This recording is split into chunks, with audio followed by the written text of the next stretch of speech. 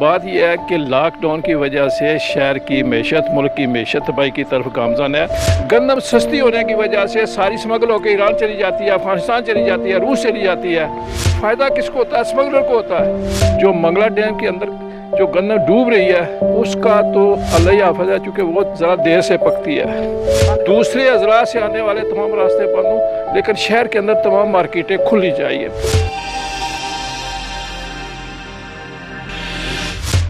अस्सलाम वालेकुम नाज़रीन, कोरोना वायरस की वजह से लॉकडाउन चौथे हफ्ते में दाखिल हो चुका है और इस वक्त भी शहर में जगह जगह देखें तो नाके लगे हुए हैं, सन्नाटा है शहर में, आमदोरफ्त भी बहुत कम है और बहुत सारी मुश्किलात लोगों को। सुनने में ये भी आ रहा है कि जो है 22 अप्रैल से कुछ लॉकडाउन में नरमी की जाएगी।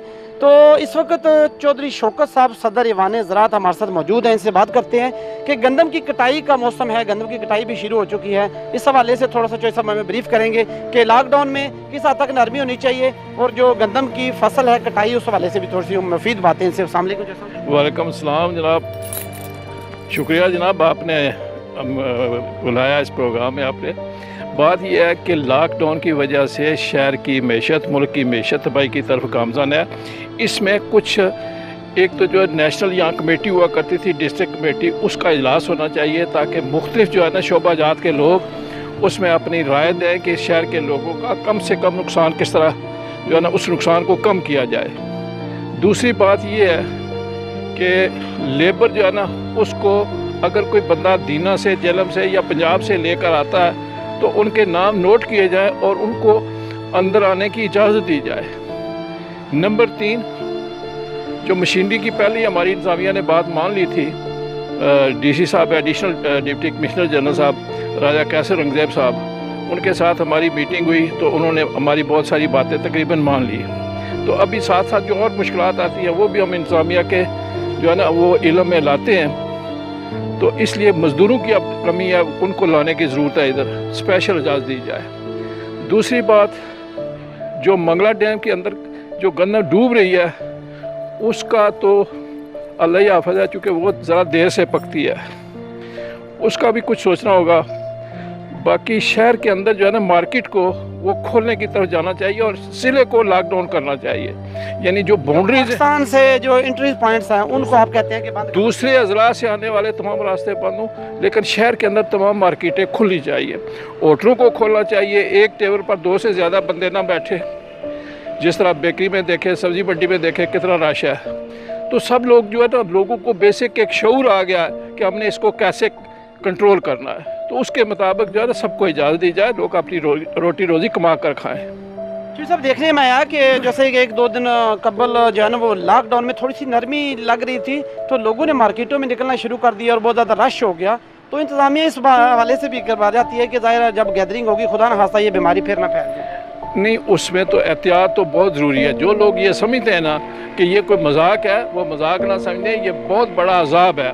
यानी ये बीमारी चूँकि मैं अल्लाह ताला शैतान के क्या कहते हैं कान जो है ना वो डोरे करे, मैंने खुद भुगता इस बीमारी को। यानी मेरा बेटा, मेरा पोता, इसका, मेरी बहू इसका शिकार हुए थे, लेकिन अल्लाह के फजल से वो सब ठीक है।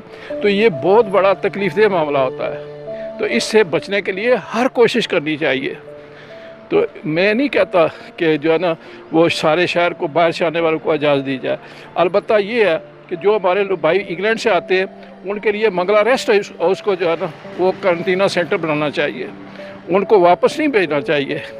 ये बात है। साहब एक बात यहाँ आखिरी हम ये करेंगे कि जो गंदम की फसल की कटाई शुरू है तो उसमें किसानों के लिए क्या गवर्नमेंट की जानिब से जो कोई रिलीफ दिया गया है?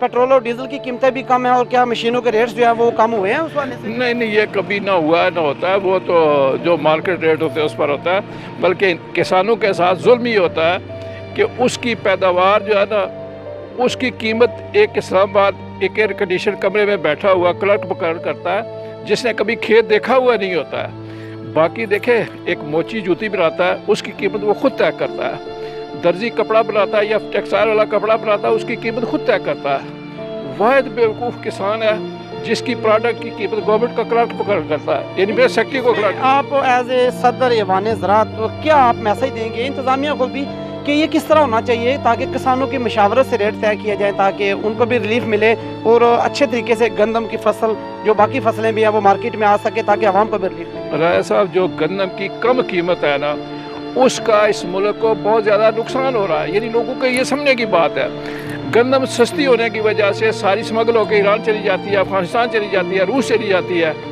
जानवरों का चारा बन जाती है।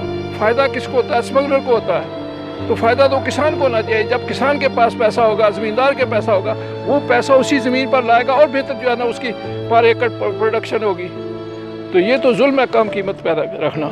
जी बिल्कुल, बहुत शुक्रिया जी। ये चौधरी शौकत साहब थे हमारे साथ मौजूद। ये सदर ईवान ज़राअत हैं और काफ़ी महारत रखते हैं ये एग्रीकल्चर के मामलात में। तो इनका भी ये कहना है कि जो कीमतें मुकर्रर की जाती हैं या इस तरह के जो उसमें किसानों की मशावरत से होना चाहिए। इंतज़ामिया को किसानों की मशावरत से उनके साथ सलाह मशवरे के बाद इनको जो है वो तय करने चाहिए रेट। और इसके अलावा लॉकडाउन के हवाले से चौधरी साहब ने यह कहा कि गवर्नमेंट को चाहिए कि जो एंट्री पॉइंट्स हैं उनको बदस्तूर जैसे बंद हैं इसी तरह बंद रहें, लेकिन शहर में लॉकडाउन में नरमी करनी चाहिए। इजाज़त दीजिए, अल्लाह हाफिज़।